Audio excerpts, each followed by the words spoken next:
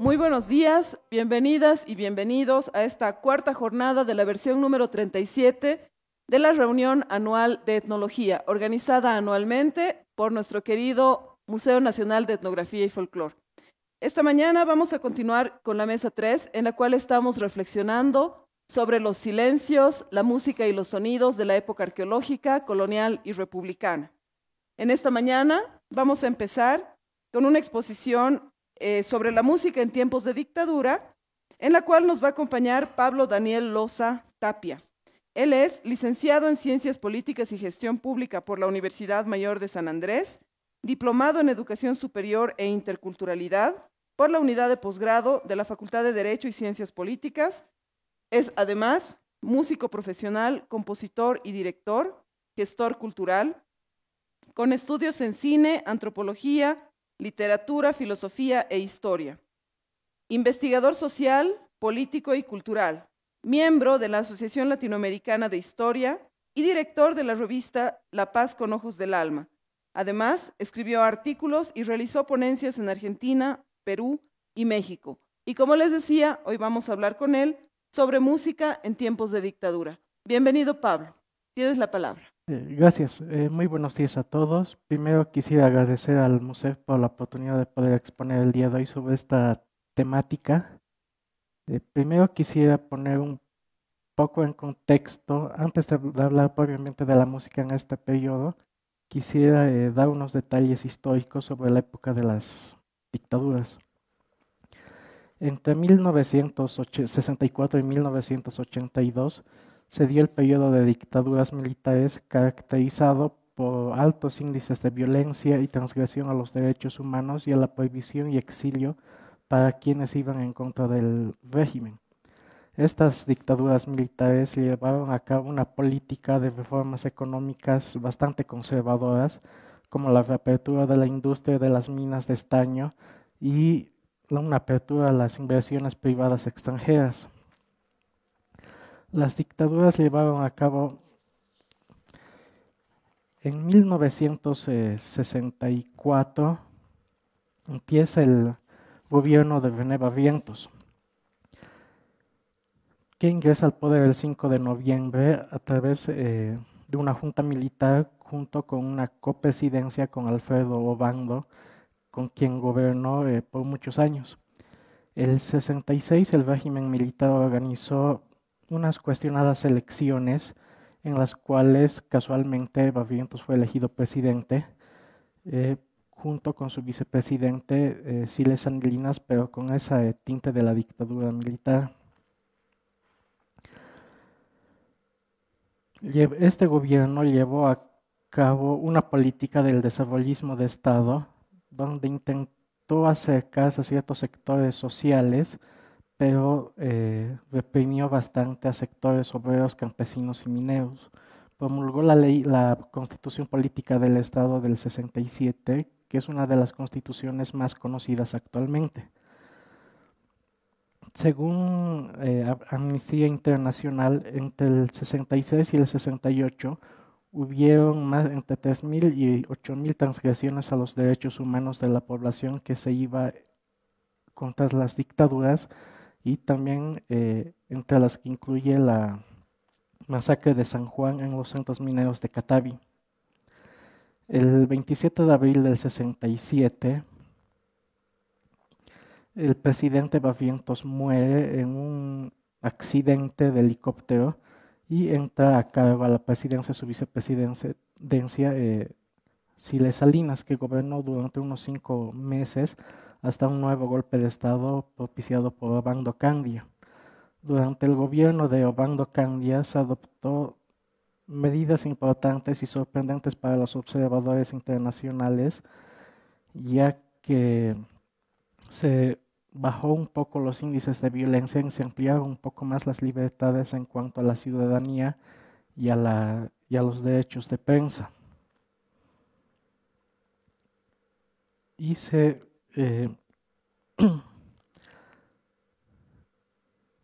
empezó a reorganizar la Central Obrera Boliviana y se trató de nacionalizar ciertas concesiones otorgadas por parte de Bolivia a la Gulf Oil Company.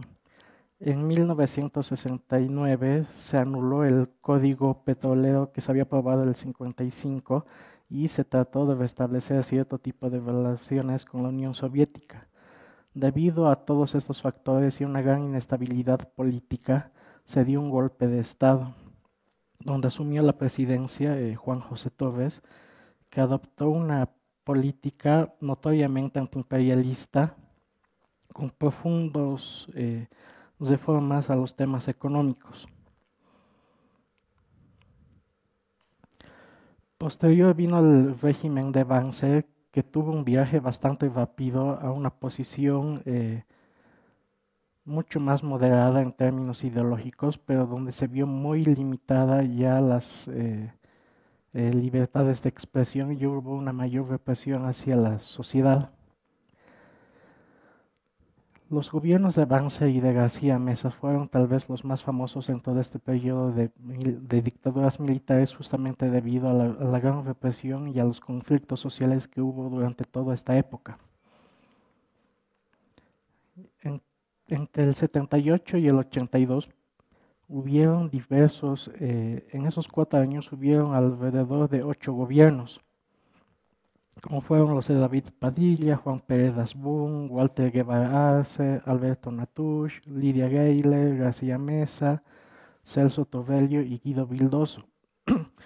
En este periodo de dictaduras, debido a la represión, uno de los aspectos más reprimidos, por decirlo así, que tuvo mayor invisibilización, que forzó a sus participantes a ir al exilio, fueron tanto los intelectuales como el ala artística de la sociedad, dentro de los que se encontraron, por ejemplo, bastantes músicos. El estilo musical no era muy heterogéneo, no era muy homogéneo en sí, tenía una diversidad amplia de expresiones. Habían nuevas tendencias y olas musicales, tanto de vestimenta como en sus expresiones radicales sobre el contexto social que se vivía. Aparte de la represión, había un gran sesgo generacional sobre estas nuevas expresiones que, por ejemplo, se vislumbraron no solo en Bolivia, sino también en varias regiones de Sudamérica que también vivían distintos periodos dictatoriales que estuvieron muy influenciados, por ejemplo, con la onda hippie, la introducción y la ampliación de la música rock, por ejemplo, en donde la juventud de aquel entonces empezaba a utilizar nuevos tipos de vestimenta y sonoridades para su expresión, que no solo eran mal vistas por el régimen militar que los empezó a sojuzgar, sino también esa parte generacional donde las personas adultas de por aquel entonces no veían bien la forma en la que se expresaban o vestían la juventud. Entonces esta juventud empezó con estas formas de expresión también mostrar sus propias características e irse en contra de la propia dictadura a través de distintos tipos de letra dentro de sus músicas. En esta época todo tipo de géneros confluían al mismo tiempo en un contexto social adverso. Estaban en esta época en boga bastantes grupos folclóricos como los payas, los jairas, el caso de Ernesto Cabur, Alfredo Domínguez, que expresaban en sí las voces de todas aquellas personas que desde un punto de vista más tradicional expresaban su voz. Hay que recordar que la música folclórica o tradicional, más allá de las dictaduras, tampoco era muy bien vista en aquella época. Se la consideraba más como música de indios o grupos marginados, pero en esta época empezaron a tener un mayor boom. Hay que recordar que en los 60 estaba muy en boga la Peña Naira, donde confluían muchos de estos músicos que iban a expresar sus propias expresiones. Hay el caso, por ejemplo, que en el 66 en la Peña Naira estuvo Violeta Parra, en la cual tuvo la oportunidad de componer algunas de sus últimas canciones e inspiró a que un Alfredo Domínguez empiece a cantar con más fuerza sus propias canciones. en medio de esa época adversa, en un contexto en el que la música tradicional tampoco era muy bien vista. Dentro de la música de protesta, por decirlo así, estaban muy presentes los hermanos Junao,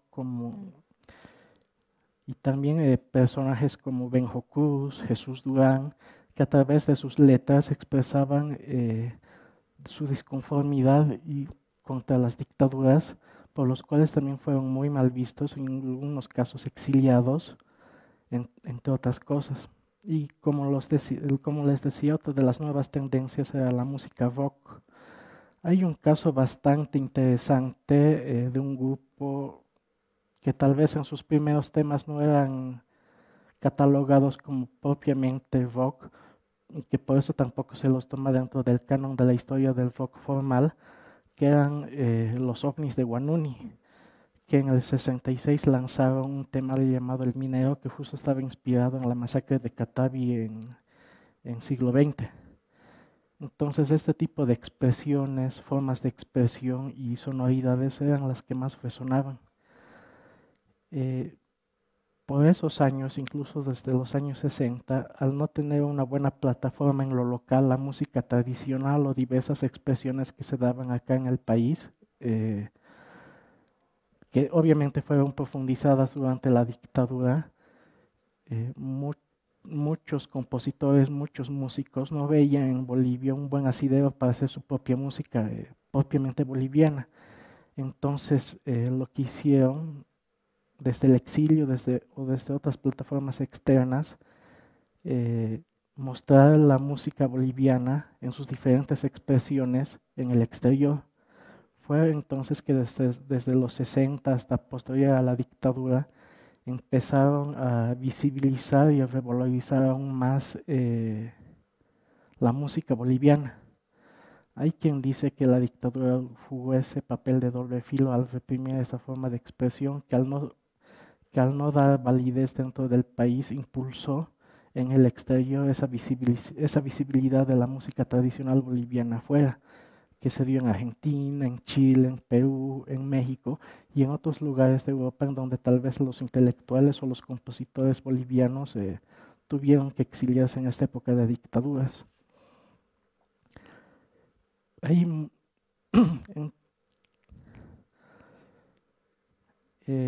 para hacer esta presentación también me basé en pude realizar varias entrevistas a músicos o a personas que vivieron la música intensamente en esa época de las dictaduras.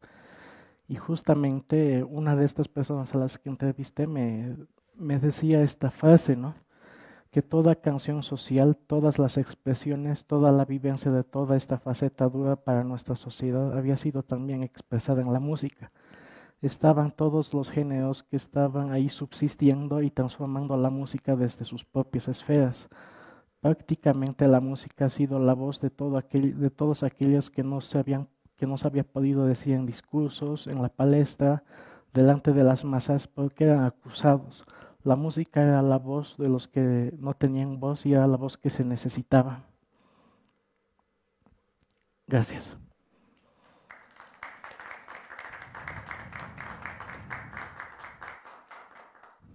Muchísimas gracias, Daniel. Un tema que evidentemente no podía faltar en esta nuestra RAE, en la cual estamos hablando sobre sonidos, músicas y espacios. Y un momento histórico también tremendamente importante para los bolivianos y en general para todos los latinoamericanos, me parece. No sé si hay algunas preguntas en el público, por favor.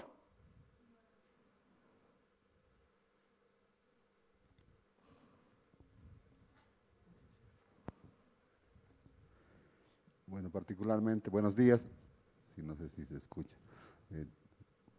Bueno, primero, en primera instancia, saludar que se tome esta temática de lo que fue la música como una expresión de resistencia contra las dictaduras militares, particularmente de los 60 y los 70, inclusive el 80 con García Meza, que implicó la pérdida de muchos bolivianos que fueron detenidos, perseguidos, detenidos, desaparecidos, torturados.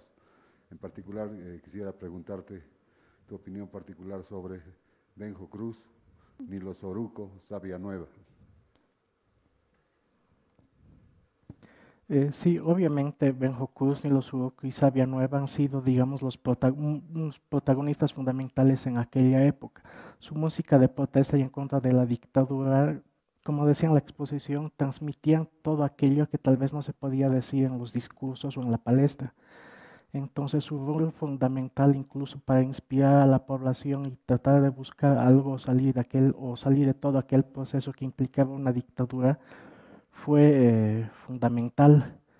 Entonces, esa letra con ese contenido social transgresor en aquella época, no solo para ellos, sino para otro tipo de compositores que también tampoco fueron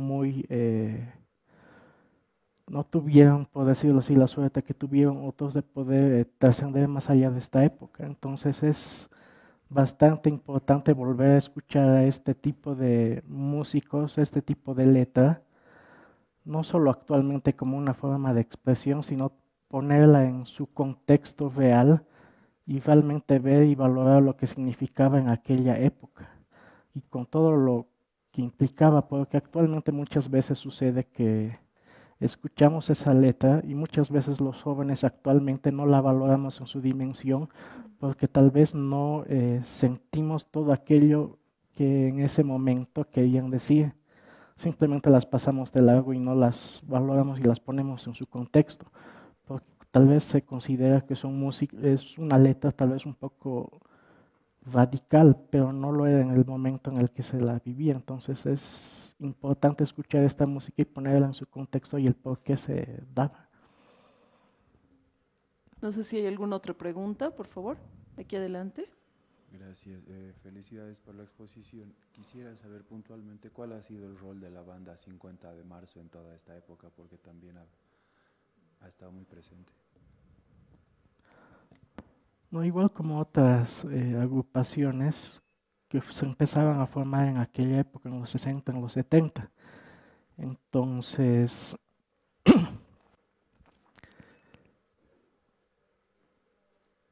fueron tal vez expresiones que bastante innovadoras en su época, tal como en el caso de los ovnis de Guanuni, tal vez no, sí en su caso tenía ya no tenían música en sus inicios propiamente rock, pero que con el tiempo fueron innovando.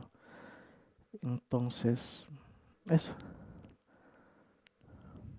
Si no hay otra pregunta, yo quisiera aprovechar el espacio para que nos comentes un poquito más sobre la importancia de los grupos de música bien progresista que empiezan a aparecer en los centros mineros, ¿no? Justamente a la época de las dictaduras, como los ovnis de Guanuni y otros grupos que de repente no son tan renombrados, pero que sí acompañan, digamos, la importancia del movimiento minero en la resistencia contra las dictaduras, ¿no? Claro, sí, toda esta ideología minera y estos grupos progresistas son bastante importantes. Unos factores que apoyaron al avance y a la visibilización de estos grupos, aunque sea en su contexto específico, fue que la difusión era bastante amplia. Si bien en las áreas urbanas no se escuchaba mucho, justamente por todo tipo de restricciones o porque la gente simplemente no la escuchaba, la radialización y la importancia de la transmisión en las radios en centros mineros era bastante importante y era bastante fuerte, y era una plataforma bastante importante para que este tipo de grupos progresistas con determinadas características en su letra y demás tuvieran un buen asidero y una buena recepción. Los centros mineros sin duda fueron uno de los puntos neurálgicos de la protesta no solo durante la dictadura, sino durante toda la historia de nuestro país, ¿no? Entonces, es bastante importante y no había mucha regulación en cuanto a la transmisión de ciertos contenidos, entonces ahí era una buena plataforma para poder expresar, que en última instancia sí llegaron a ser reprimidos, pero sí tenían ese cariz contestatario contra todo sistema, tenían una voz bastante propia y se hacían escuchar. Entonces eso resonaba en todo a nivel social y eso muchas veces era bien recibido por personas y grupos que tal vez también se sentían vulnerados en sus derechos y en otras circunstancias, entonces también amplificaba toda esta situación. Muchas gracias. No sé si hay alguna última pregunta. Por aquí atrás, por favor. Buen día. Una consulta. Los periodos dictatoriales, obviamente, en toda Latinoamérica han sido bastante similares en relación a tiempo y de alguna manera también ha sido muy influenciable la música que se ha empezado a generar en Centroamérica, en Cuba. ¿Hay alguna corriente que se haya decidido seguir ese estilo musical aquí en Bolivia? Se me ocurre, por ejemplo, mencionar a Carlos López, por ejemplo. Gracias. Sí, efectivamente, muchas de las corrientes que tal vez actualmente tenemos son herederas justamente propiamente de toda esta época y de todo este proceso. En esta época se dio un gran boom de diferentes géneros y estilos musicales en toda Bolivia y en Latinoamérica. No hay que olvidar la influencia incluso en la propia dictadura de música de protesta del exterior, como lo fue la música argentina y de otros países. Mucha música rock argentino llegó a Bolivia y que también ayudó, que fue influenciada, ¿no? O dentro de la música de protesta, el caso de Silvio Rodríguez y otros cantautores que estuvieron muy en boga en esa época y que tal vez justamente son herederos actualmente de todo esto. Hay una anécdota bastante particular que, si bien es post-dictadura, es pocos años después de las dictaduras entre el 84 y 85, en el cual este tipo de música todavía, si bien se podía escuchar, no era muy bien vista, justo por la fuerza con la que había golpeado a la sociedad boliviana la dictadura. Por lo cual hay una anécdota muy poco conocida que incluso a mediados de los 80 se trajo incluso de contrabando, por decirlo así, a Silvio Rodríguez, ¿no?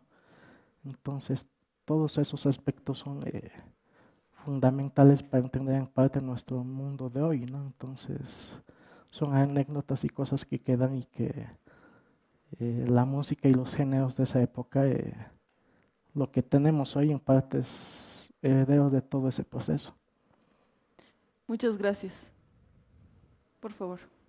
Sí, buen día. Sí, en esa línea quería comentar igual esa influencia que hubo de los músicos de Chile antes del inicio propiamente de las dictaduras, pero cuando ya había empezado esa represión violenta, ¿no?, contra los movimientos de los 60, la llegada de Violeta Parra a Bolivia, su presencia aquí en La Paz, además ese idilio que tuvo, pero fuera de ese punto en específico, ese diálogo, me llama la atención ese diálogo que hubo entre músicos chilenos y bolivianos, más allá del problema marítimo y todo eso, ya en ese tiempo había esa hermandad revolucionaria y ese hermanamiento a través del folclore, de conocer las culturas originarias y las raíces mutuas que tenemos entre Chile y Bolivia. No quería dejar pasar ese pequeño comentario de lo poco que sé. Gracias.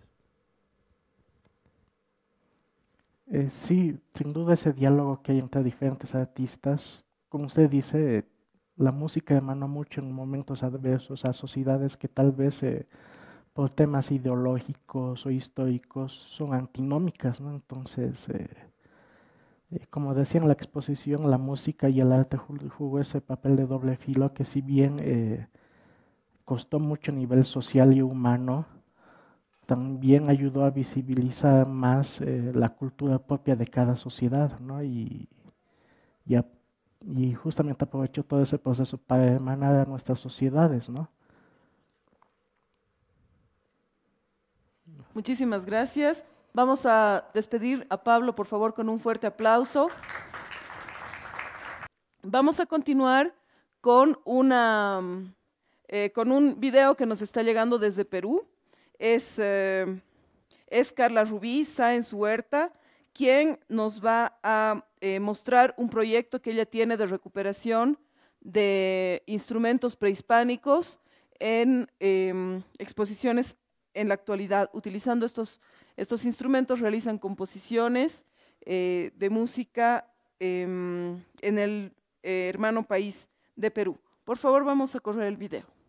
Vicens Huerta, tengo 24 años de edad, nací en este hermoso distrito de Huaura. A los 17 años tomé una gran decisión, estudiar educación artística, así que dejé este bello distrito y me fui a Lima a estudiar en la Escuela Nacional Superior de Folclor José María Arguedas. Ahora en la actualidad estoy enseñando en la institución educativa 2335 Nuestra Señora del Carmen.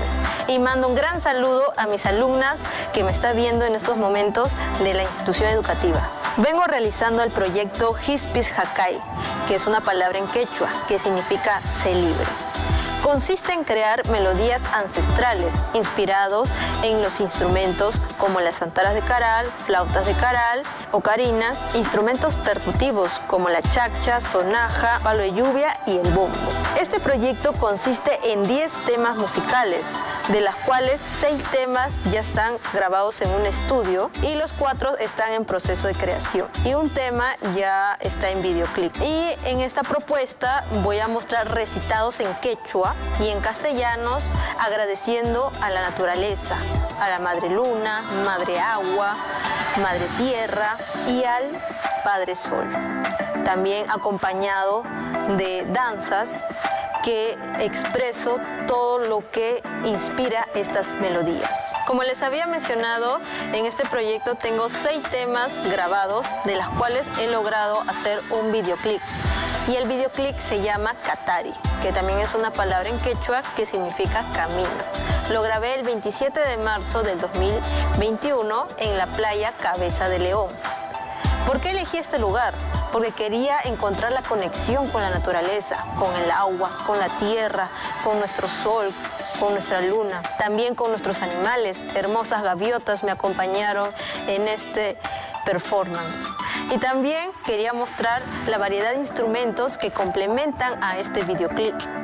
Tenemos las santaras de caral, pero las santaras de caral, como bien saben, se encontraron en el Centro Arqueológico de Caral, acá muy cerca de nuestro distrito, pero se encontraron en solo un tamaño, nada más. Y yo, para agregarle, para darle más consistencia musical, yo he mandado a hacer las tonalidades graves y agudas para complementar a estas melodías.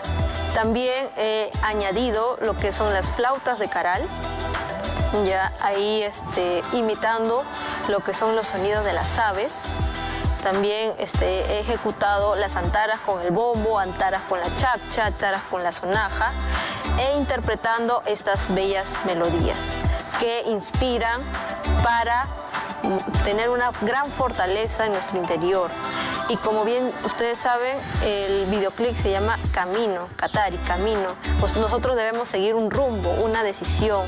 Debemos ser responsables al camino que decidamos en nuestras vidas. Ahí yo muestro el camino que he decidido, el camino de mostrar nuestras melodías y también agradeciendo a la naturaleza, que eso es lo que estamos perdiendo en la actualidad. Es por eso que yo quiero mostrar con ese videoclip, para que se motiven y se inspiren a escuchar estas músicas. Para despedirme, quiero mandar un mensaje a los niños y jóvenes que amen lo nuestro, que valoren lo nuestro. Tenemos una riqueza cultural de nuestro Perú, ahorita que estamos en el Bicentenario.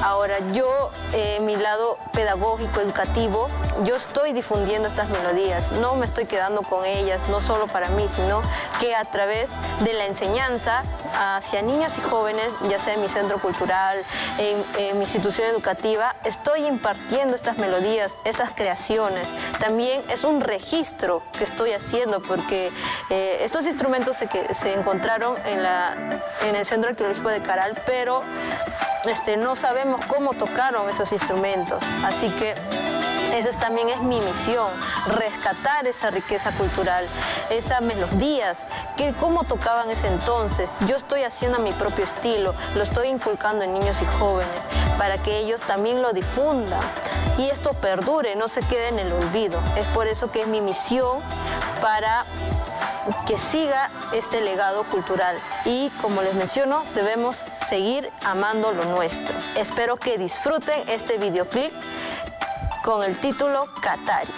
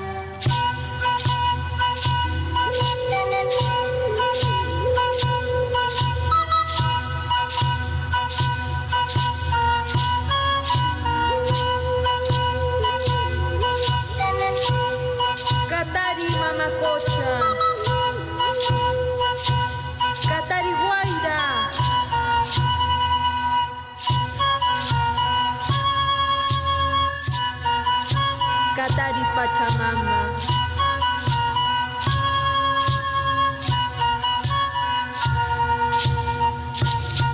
Cataritaita inti. Catariki mama. Catari. Catari. Catari.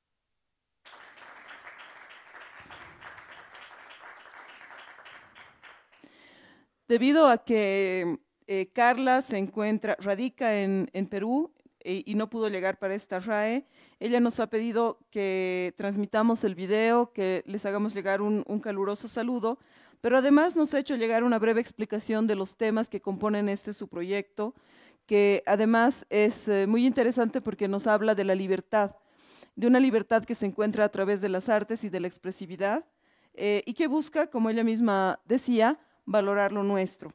Entonces me voy a permitir tomar la palabra a nombre de Carla y leerles un breve resumen de qué significa cada tema que ella ha publicado en su proyecto discográfico. En el proyecto se encuentra un tema que se llama Catari, que ella describe como camino, y dice: este tema musical consiste en mostrar la expresividad a través de nuestras melodías ancestrales y a la vez mostrar el camino que hemos decidido en nuestras vidas, el camino de la libertad, de la música y del amor por lo nuestro. Hablando de su tema que se llama Huayrapa, Calpan, Fuerza del Viento, ella explica: en nuestro Perú se encontró gran cantidad de instrumentos aerófonos, así que nos denominamos Tierra de Vientos.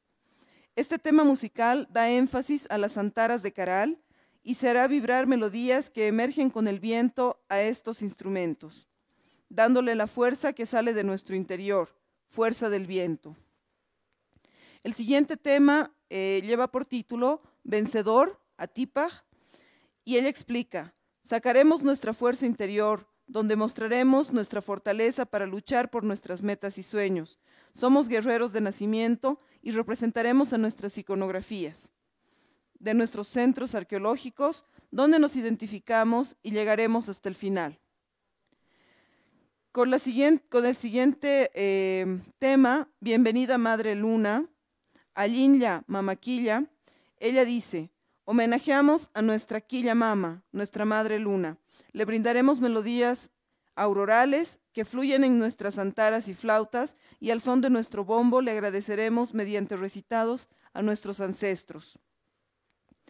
En el siguiente tema, Depende de ti, Canmantaña, ella nos explica: con melodías aurorales evocaremos a nuestros ancestros para que nos guíen en este camino con nuestra energía. Haremos vibrar nuestras antaras y flautas, y al son de nuestra danza seremos libres. El siguiente tema, Alzando Vuelo, Pahuaita Ucarispa. Este tema musical representa a las aves que se encuentran en nuestro litoral costero de nuestro distrito y en especial a las gaviotas que al volar muestran la libertad. Aquí, la flauta de Caral tiene protagonismo, ya que va a mostrar el contrapunto, los juegos y los retos de este tema musical. En el siguiente tema, Tierra Sagrada, Pacha Sagrada, vamos a ver. Al son de las antaras haremos vibrar melodías de nuestra tierra que nos brindan salud y vida, rindiéndole un homenaje con movimientos de ternura hacia ella. Los últimos 3 temas hablan de justamente el encuentro. El siguiente tema, Tupay Telúrico, Encuentro Telúrico, ella explica: aquí en este tema musical se realizará el encuentro entre las antaras y flautas, donde cada instrumento dialogará musicalmente con los demás, haciendo vibrar sus melodías. Sonjorurui, lo más tierno de mi corazón, expresa: daremos énfasis a nuestros niños y jóvenes que son nuestro legado, y ellos seguirán estas bellas melodías. En el último tema, Cacharparari, ella explica: este tema, donde representaremos nuestra cultura ancestral, muestra que somos libres y que nos identificamos con lo nuestro. Como podemos ver, este proyecto es un proyecto que está buscando una innovación en el campo de la música, pero con el rescate de instrumentos prehispánicos, ¿no? Y me parece que esto está respondiendo también a una serie de cuestionantes que nos planteábamos el día de ayer. Entonces, a través de nuestras redes, ella va a recibir un fuerte aplauso, por favor, para Carla y su proyecto.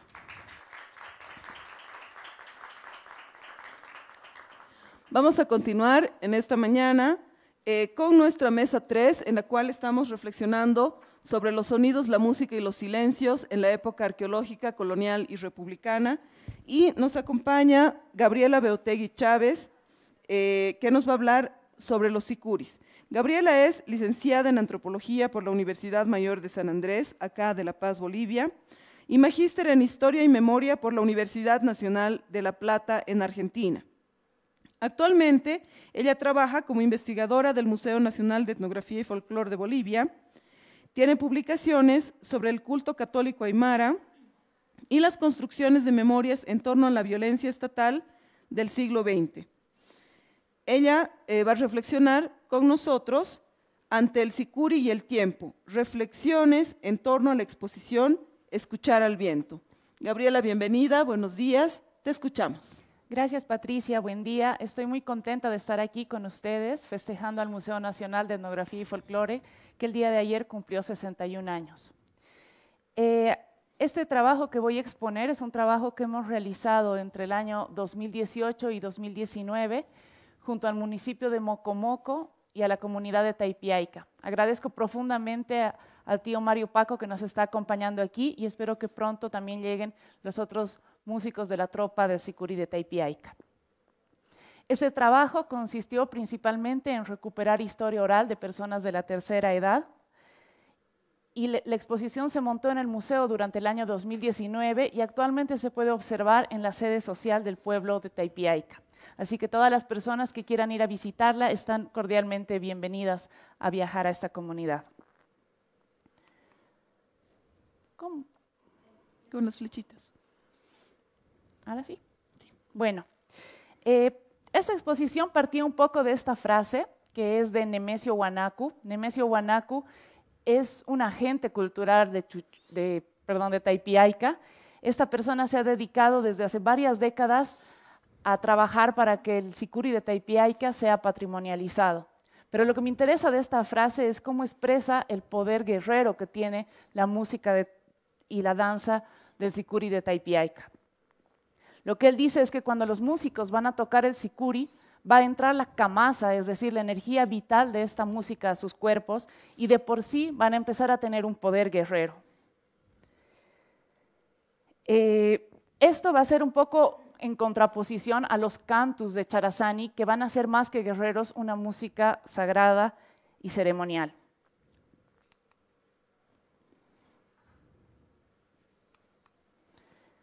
como que le aprieto, pero no cambia. Ahí está. Sí. Bueno, en una tropa convencional de sicuri existen 7 músicos del lado izquierdo, que serían los muchulis. Como pueden ver en la acuarela de José Rovira, serían los que tienen esto tocado de plumas de parihuana en la cabeza. Y del otro lado, del lado derecho, habrían 7 músicos suris, que son los que tienen las plumas de suri, de la avestruz andina. Sin embargo, bueno, actualmente, como pueden ver en la fotografía, se han perdido las plumas del suri porque es un animal que está en extinción, entonces ahora se utilizan más los sombreros. Esta vestimenta, la vestimenta del sicuri, tiene un emblema guerrero. Como pueden ver en la fotografía, hay una chacana. Chacana es una palabra que tanto en aymara como en quechua puede ser traducida como puente. Pero en los significados locales de esta danza va a significar las cartucheras de las balas. Y los bombos van a significar los fusiles, pues tienen un sonido penetrante y fuerte que imita los disparos. Bueno, Taipiaica se ubica en la zona altiplánica de la provincia Camacho del departamento de La Paz. Recuerdo que una noche, cuando estaba sola en la sede social de Taipiaica, escuché al viento tan fuerte que sentí que estaba ejecutando las melodías del sicuri. Y es que precisamente son estos lenguajes del viento que conforman las identidades territoriales y musicales de este lugar, donde se asegura que así como la guagua nace de una sola madre, el sicuri de Taipiaica nació en este lugar. Sin embargo, el sicuri de Italaque es un estilo musical que está conformado por varias comunidades que circundan a esta población: Tajani, Uyuuyu, Pacaures, Cariquina Grande, Umanata, Jancouma, Chinaya, Lejeleje, Pueblo Central Italaque, Ingas, entre otros.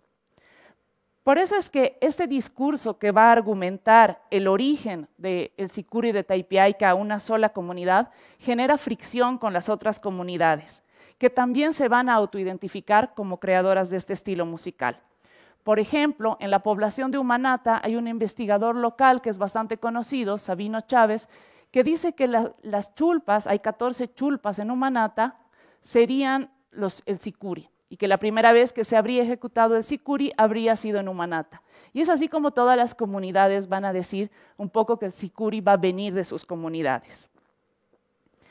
Por eso, la museografía de Escuchar al Viento, que fue la exposición que realizamos en el Museo Nacional de Etnografía y Folclore junto a la comunidad de Taipiaica, no se concentró en validar el discurso del origen del sicuri, sino que a través del trabajo colaborativo lo que intentamos hacer es comprender cuáles son las particularidades del sicuri de Taipiaica y cuáles son las semejanzas frente a las otras comunidades. Bueno, Taipiaica junto al Ayllu Taipi se caracterizaron porque fueron contratados para participar en eventos estatales desde la República. Y es por eso que ellos han desarrollado una profesionalidad musical. Hasta 1994, Taipiaica pertenecía al Ayllu Taipi, junto a las comunidades de Jancouma, Chinaya y bueno, Taipiaica. Las 3 comunidades conformaban el Ayllu Taipi. Fue en 1985, cuando los sindicatos empezaron a formar las subcentrales, que esta división territorial se fue fragmentando. Actualmente, Taipiaica pertenece al municipio de Mocomoco y continúa estando políticamente dentro del territorio de Italaque, mientras que Chinaya y Jancouma integran el municipio de Puerto Acosta. Bueno, esta exposición que hemos realizado y que además hemos titulado Escuchar al Viento, justamente porque es la música de viento y porque, como les he dicho, Taipiaica es un lugar donde el viento es bastante fuerte. Fue realizada junto al equipo del museo, pero también junto a la comunidad. Realmente fue extraordinario cómo montamos, como pueden ver en las fotografías, montamos la exposición junto a las autoridades y algunos músicos de la tropa de sicuris. Fue una gran experiencia, sin embargo, al terminar el trabajo me doy cuenta que esta intención que hemos tenido de reflexionar el patrimonio cultural y el discurso de la cuna, realmente parece como si hubiera fracasado, porque actualmente el sicuri de Taipiaica continúa luchando por la ley de patrimonialización, esta vez a nivel a nivel nacional desde el discurso de la cuna. Y bueno, cuando pensamos en estos discursos sobre el origen, tenemos que entender que a veces tienden a alejarse de los acontecimientos históricos.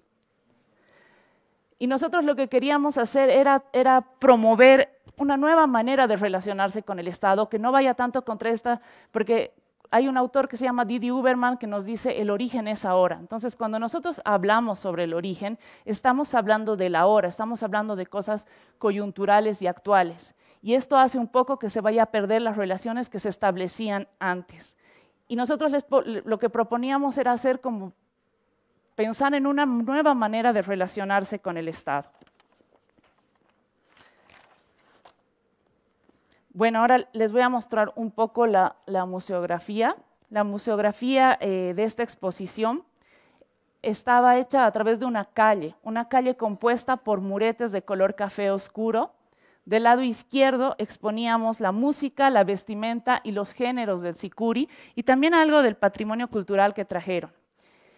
Y del otro lado, que es el lado del que vamos a hablar en esta investigación, expusimos los acontecimientos históricos. La Guerra del Chaco, la Revolución Nacional de 1952, el periodo de dictaduras y, bueno, las miradas actuales. Este camino era serpenteado, entonces permitía un diálogo entre ambas veredas. Al parecer, la discusión sobre el origen del sicuri de Taipiaica viene de hace mucho tiempo, pero se fue ahondando el 2015 cuando la Asamblea Legislativa Departamental declaró que los sicuris malcus de Taipiaica eran la cuna de este estilo musical. Esta metáfora, la metáfora de la cuna, surgió del investigador que les he mencionado, de Nemesio Wanaku. Lo que resulta interesante es cómo la Cámara de Diputados aceptó este discurso, el discurso de la cuna. Pues como les he dicho, los discursos sobre el origen tienen la capacidad de suspender el tiempo y alejarse de los acontecimientos históricos. Y en este caso, lo que quería el discurso del origen era buscar estas leyes de patrimonialización. Y como menciona Richard Mujica es una persona que ha sido una de las precursoras de la exposición y del catálogo que estamos presentando este año en el museo. Las políticas de patrimonialización devienen en el falso reconocimiento y permiten la construcción de relaciones jerárquicas que devienen en estratificaciones esencialistas de lo indígena y de su cultura. En Bolivia, los estudios sobre patrimonialización y música autóctona que fueron planteados por Michel Vigenjo, Henry Stobart y también Richard Mujica, plantean que la música autóctona y el patrimonialismo se articulan con las políticas estatales que devienen del indigenismo de principios del siglo XX. Y además los procesos neoliberales, es decir, que todo lo que es patrimonializado puede ser visto como mercancía. Además, las experiencias que tenemos en la construcción de carpetas para promover el patrimonio vienen también, mantienen paradigmas colonialistas, porque las carpetas generalmente son realizadas por investigadores e investigadoras y los propios agentes culturales terminan un poco excluidos de este proceso. Entonces también pienso que el hecho de que los sicuris de Taipiaica hayan querido trabajar con el Museo Nacional de Etnografía y Folclore venía un poco por ese lado. Ellos estaban armando su carpeta y es por eso que todo el trabajo de investigación que hemos realizado se les ha entregado. Bueno, el camino de la exposición inició con la República. A través de las investigaciones de Claudio Naranjo, entendimos que las primeras veces que el himno nacional y las marchas militares sonaron en el campo fueron durante la Guerra del Acre, entre 1899 y 1903, cuando las tropas milicianas viajaban a la zona rural para hacerlas sonar, para hacer sonar el himno nacional y las tonadas militares. Fue así posiblemente que los sicuris de Taipiaica empezaron a hacer sus propios ensambles. Y en la zona urbana parece haber sido cuando el presidente Manuel Isidoro Belzu, entre 1848 y 1855, cuando ejerció su gobierno, hacía festejar su cumpleaños y el día de su exaltación al poder con concertistas de Italaque. Bueno, posteriormente, la exposición se encaminó hacia la participación de los músicos del Sicuri en la Guerra del Chaco, entre 1932 y 1935. Aparentemente, la Guerra del Chaco es el acontecimiento que más se recuerda en Taipiaica. Incluso se ha escrito una cacharpaya, porque se dice que cuando llegaron a reclutar a los taipiaiqueños para que vayan a la Guerra del Chaco, muchos de ellos fueron omisos y se fueron a esconder a los cerros o debajo del río. De ahí viene esta cacharpaya que dice Saridijay Sarjaniwa Kipaririu Hachcañiwa, que quiere decir el que va a ir nomás, el que se va a quedar va a llorar.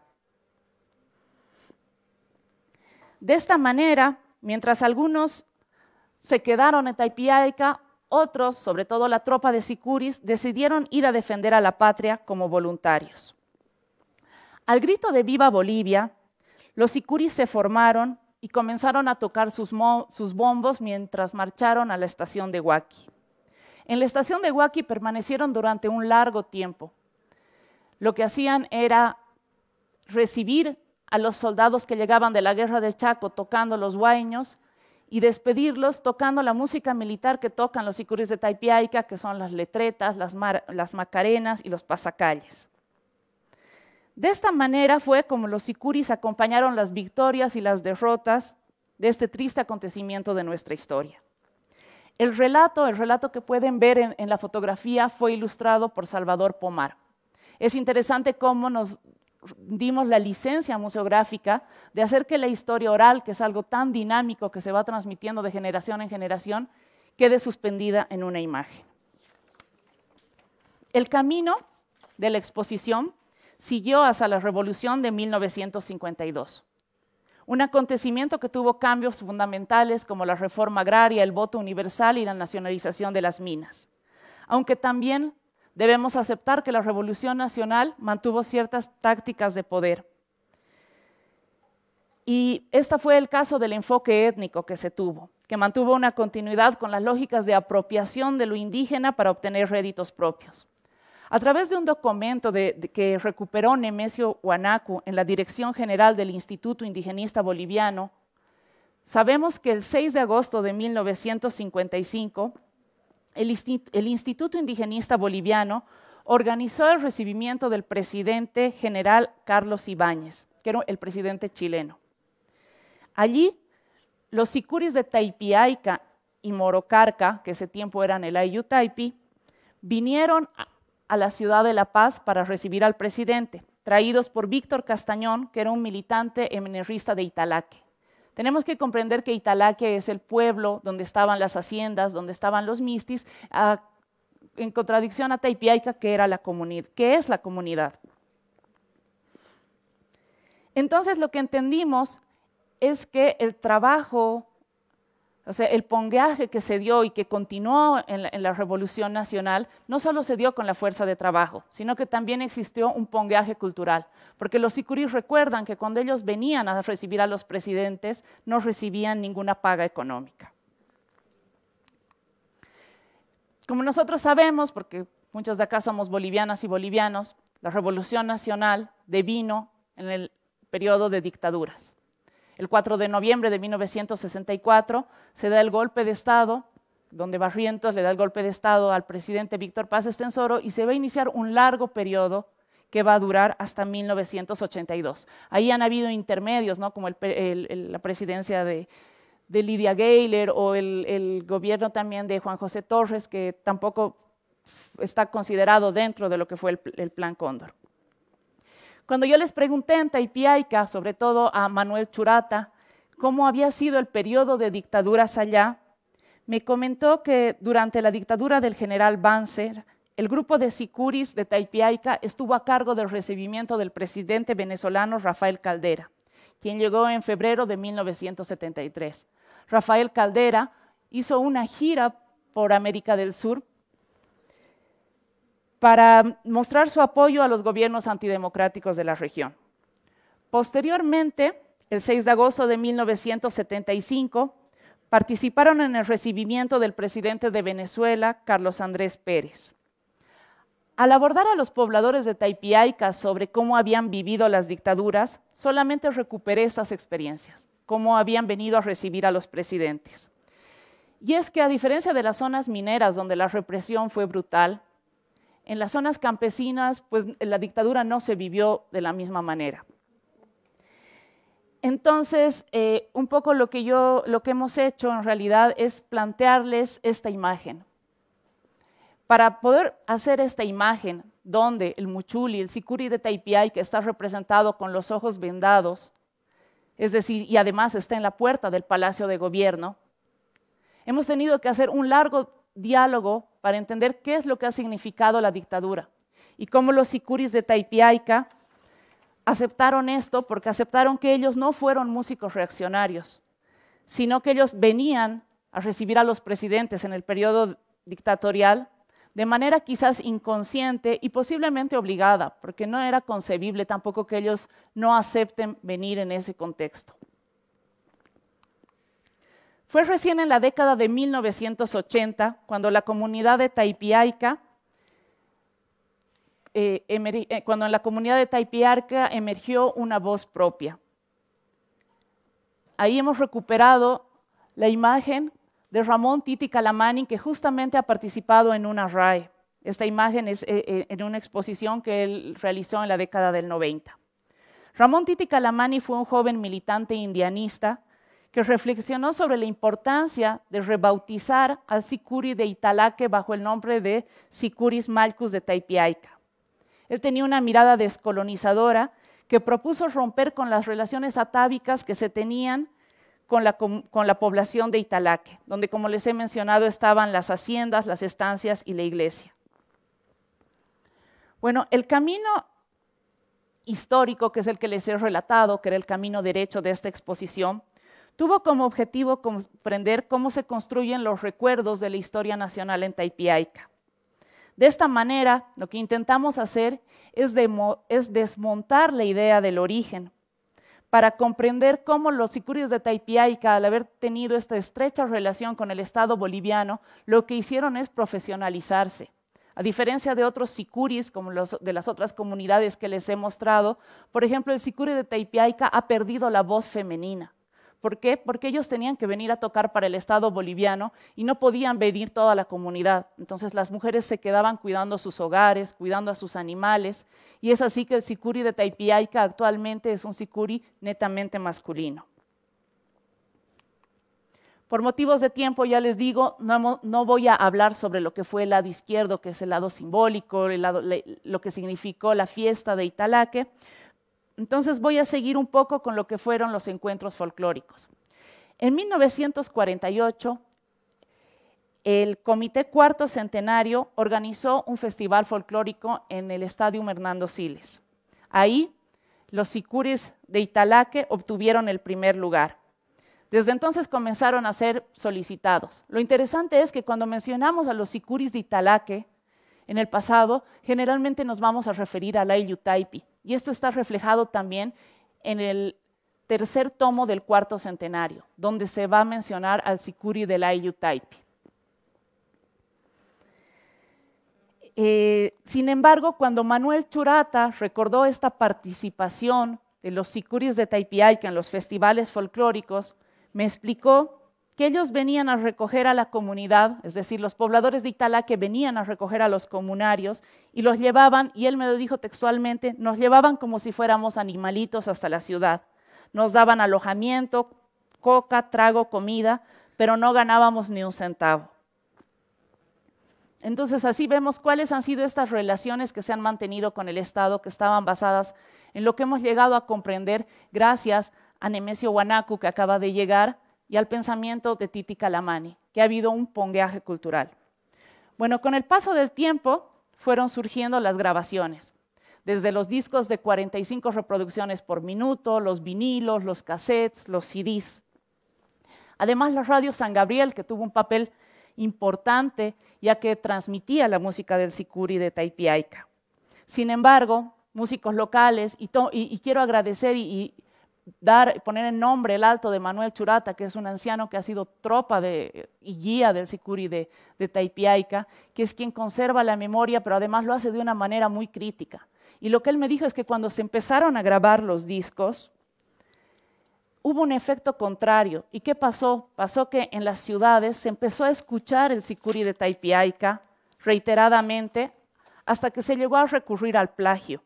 Y es de ahí que deviene este discurso de la cuna, justamente para que ya no haya este plagio que hay a los sicuris de Taipiaica y el hecho de que hayan surgido además los sicuris urbanos y los sicuris de Taipiaica hayan dejado de ser contratados para participar para el Estado, ya que ahora se contrata mucho a los sicuris urbanos. Y esto sucedió porque los discos al final devinieron en eso, devinieron en el plagio de los sicuris urbanos. Entonces fue por eso que en la comunidad se empezó a repensar el origen y se devino en este discurso de que el sicuri de Taipiaica es la cuna del origen del estilo sicuri de Italaque. Bueno, a modo de cierre de esta investigación, lo que les puedo decir es que la temática principal de esta sala atravesó los hitos de la historia boliviana desde las memorias construidas por los propios músicos del sicuri de Taipiaica. Lo que hemos hecho es mostrar la activa participación que tuvieron dentro del ámbito estatal, reflexionando cómo ellos se llegaron a profesionalizar en la música. Y además entendiendo un poco cómo el derrotero que llegó a la modernidad hizo que poco a poco el escenario estatal vaya siendo cooptado por los sicuris urbanos. Es por eso que investigadores locales como Nemesio vieron la necesidad de repensar este discurso del origen y solicitar la patrimonialización del sicuri de Taipiaica como una manera de reconocimiento estatal. Sin embargo, a partir de las reflexiones que tuvimos con don Manuel Churata y con el pensamiento que nos había transmitido Ramón Calamani, la exposición también planteó que en el pasado hubieron relaciones establecidas con el Estado que partieron de este pongueaje cultural. Y un poco lo que van a hacer las leyes de patrimonio es hacer que se rompa las relaciones con el Estado, que toda esta desigualdad histórica que ha tenido el sicuri de Taipiaica al relacionarse con el Estado se desactive para transformarse en un objeto de exhibición y consumo. Es por eso que yo considero, o sea, esto no lo voy a decir como una persona que trabaja dentro de la institución, sino a manera personal, que las leyes de patrimonialización van a conservar en cierta medida las relaciones colonialistas del pasado. Entonces, es esta un poco la reflexión que queríamos tener con el sicuri de Taipiaica, pero que, como les menciono, debido a todo el derrotero histórico que ha habido, no se ha logrado y se sigue planteando la patrimonialización a partir del discurso de la cuna y del origen. Bueno, esta es la investigación que he venido a compartir hoy día con ustedes. Agradezco profundamente la presencia de los sicuris de Taipiaica. Gracias. Muchas gracias a Gaby por esta exposición tan necesaria también, tan importante en este contexto y en esta jornada que estamos hablando justamente sobre historia, tiene mucho sentido entender el rol que juega la historia también en nuestros procesos históricos y ver la relación que se establece desde el Estado justamente con las comunidades que van a ser el origen de esta música que finalmente va a ser también movilizada como un mediador de identidades, ¿no? Quisiera invitar al público presente a hacer alguna pregunta, por favor.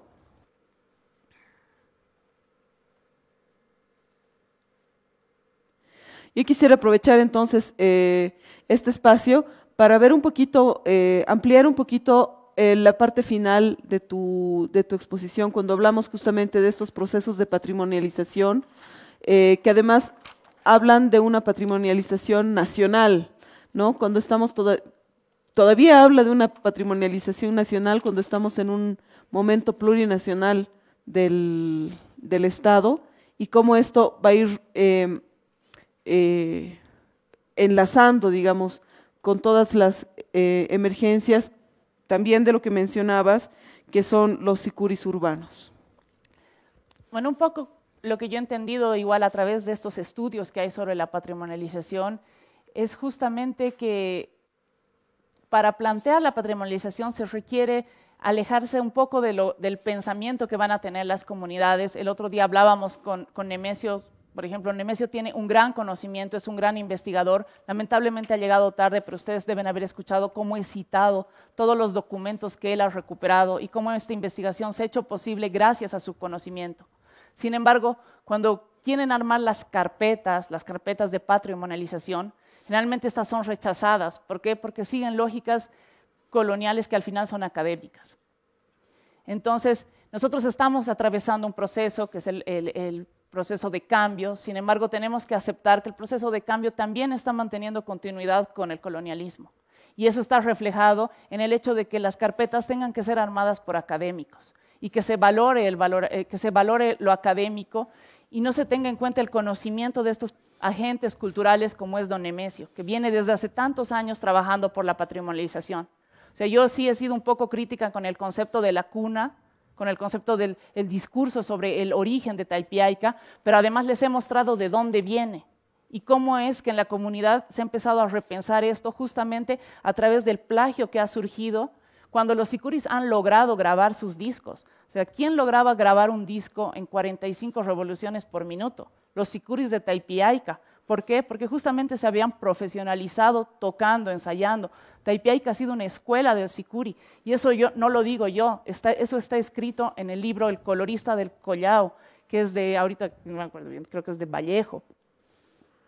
Entonces, eso es interesante, ¿no? Como al final el Estado lamentablemente sigue reproduciendo el colonialismo, y el patrimonialismo va a ser un poco esto, ¿no? Va a ser como borrar las relaciones que han habido entre Taipiaica y el Estado y borrar esa manera crítica de ver que tiene Manuel Churata, esa manera crítica de entender cómo ha habido un pongaje que no solo un pongaje del cuerpo, no solo un pongaje del trabajo, de la fuerza de trabajo, sino que también era un pongaje de la cultura. Y bueno, eso. Muchas gracias. Mencionar así de pasadita que justamente ayer se estaba reflexionando sobre la patrimonialización de músicas y sonoridades acá en el MUSEF en una submesa que se había planteado, y pues que es un tema de alta vigencia en este momento, y te agradecemos mucho por traerlo a colación con tu tema. Muchísimas gracias, Gabriela. Por favor, la vamos a despedir con un fuerte aplauso. Gracias.